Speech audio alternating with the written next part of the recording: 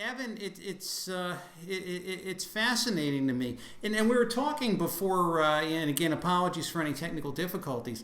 My first experience with sports and politics was the rebuilding of Yankee Stadium in the early 1970s with John Lindsay, where the cost of the project was grossly underestimated, and that to me was, and I'm sure it went on long before that, but is that where you became interested in sports and politics, or did that happen at a later time? I don't know. I think because it's funny because I found a thing from one of my books from last year when I was in college, and I wrote my first story for a newspaper about the New York Islanders, and so that came before John Lindsay, slightly before John Lindsay, about how the Nassau Coliseum was losing money. So I was 17 years old when I did that. And Lindsay came, they negotiated the deal and they announced the deal in 1973, roughly at the same time. And it was $24 million to rebuild. The Giants left, of course, 2 games into the season and went up to New Haven, and then Sonny Werblin gave them that sweetheart deal where they paid for nothing except the telephone Right. at Giant Stadium when it finally did open. And so I guess I've always been interested in that side. But then, my background in terms of what I did was I did some sports and I did some politics and all kind of other things when I was very young. And unlike today, where a lot of young people don't get that opportunity to do everything, I got to do everything. And so one day I might be doing Little League Baseball with kids off the tee, and the next day I might be interviewing Jack Kemp, which is exactly what happened. I have me and the guys who were with me at that time, Bob Mulek, who was at our other station, and Ken Voyden, Rich Mendelson, and Steve North, who ended up being Geraldo Rivera's right-hand man. We had so much to do, and we had so much fun doing it. I did a high school basketball game, and then literally the next day, I was up at Stewart Air Force Base when the hostages returned from Iran with Bob Lamulek, and the two of us carpooled up there. We got on the bus, and we thought we were going to interview people coming off the plane, and then some major general yells at us, "You guys are stuck on the bus. You could go out." It was 2 degrees that day when they came back. I recall. You're not talking to them. You can wave to them as they wave to you. So when the audio equipment breaks down, there's nothing like audio equipment breaking down and then you going out to cover, which should have been a significant historic event, and they tell you could wave at the people as they go by. Bob Lamulek and I are just looking at each other saying, "We're freezing our rear ends off here. We wanted to be part of history, and the history we're part of is waving to the crowd."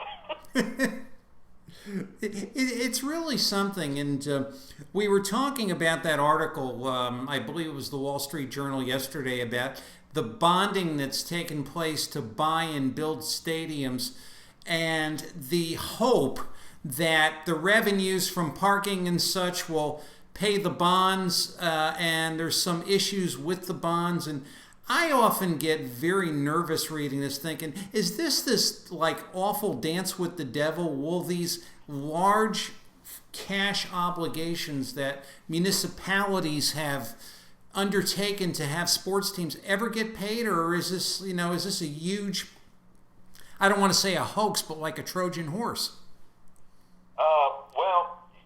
The Obama administration tried to close a loophole for tax-free bonds, which has gone nowhere so far because nothing goes anywhere in Congress, as you know. These days. But look, this goes back to 1950, and it was in 1950 where the Milwaukee City Council and the Milwaukee mayor decided we need a Major League Baseball team, and also our stadium is falling apart, and we may lose the Green Bay Packers, because back in those days, Green Bay split their games between Milwaukee and Green Bay, and that was happened into the mid-1990s. Yeah, sure.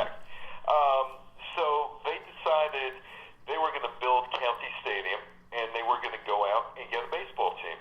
And this is where the modern history of sports starts in 1950 in Milwaukee. They build the stadium, and they go looking around and identify two owners that they think might want to move to Milwaukee. One is Bill Veeck in the St. Louis Browns, and the other is Lou Perini with the Boston Braves. And they do get Perini eventually in March of 1953. And I got a great little story about that. Warren Spahn was a holdout in 1953. Now, Warren Spahn was a great pitcher for the Boston Braves and subsequently would become a great pitcher in Milwaukee as well. And Spahn was telling me, this is a long time ago, of course, Warren is dead, or as Casey Stengel would say, Warren is dead. Dead at the present time. And so Warren was telling me that Lou Perini didn't have the kind of money that Warren was looking for, which in those days was $25,000. I know.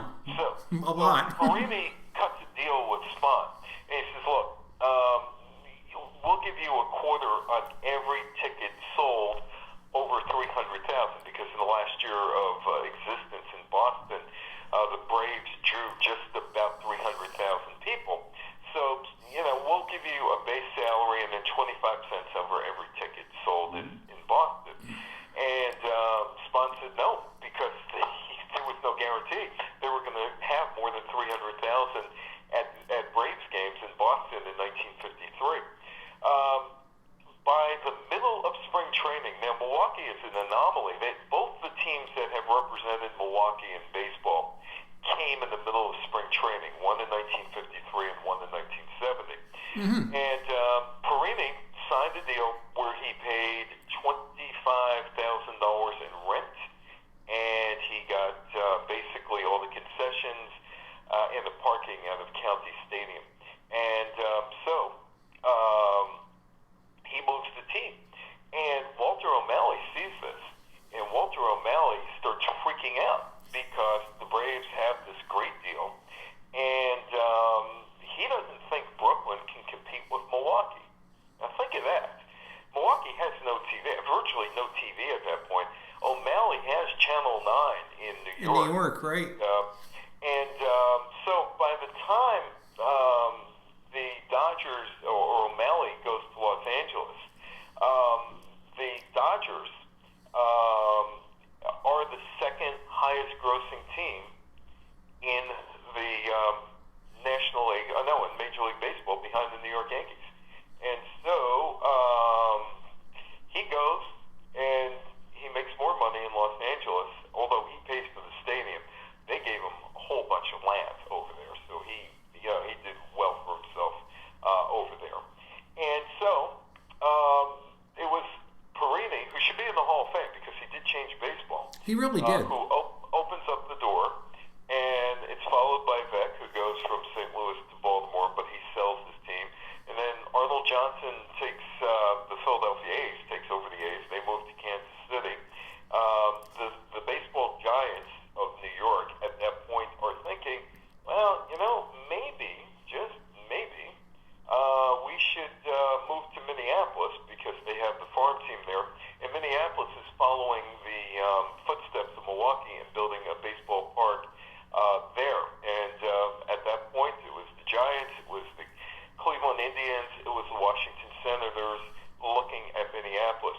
To make a long story short, or a short story long, either way, O'Malley goes to L.A., convinces Stoneham to go to San Francisco, and there's a sweetener thrown in for good old Horace. There's a guy by the name of Matty Fox who's coming up with the prototype of what we now know as cable TV called Skyatron. And he gives to Horace about $1 million, says, this is going to be your TV deal. There'll be no local TV in San Francisco in the 59, because we'll have Skyatron. Skyatron does eventually get off the ground, and O'Malley uses it, and the Angels, Gene Autry uses it, but Horace never does, but he pockets the $1 million, which is a good thing for Horace Stoneham, I guess. And Gene Autry gets into baseball because Griffith moves the Washington Senators to Minnesota. Autry goes to the baseball winter meetings in 1960 looking to get Los Angeles Dodgers baseball for his radio station, and ends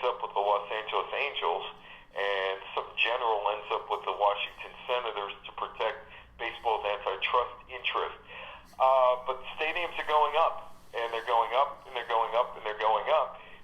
The deal in those days was like a 50-50 lease. It all changes in 1986 with the new act, tax code thing of 1986. Right. That allowed an owner to get, an owner could conceivably, under the right set of circumstances,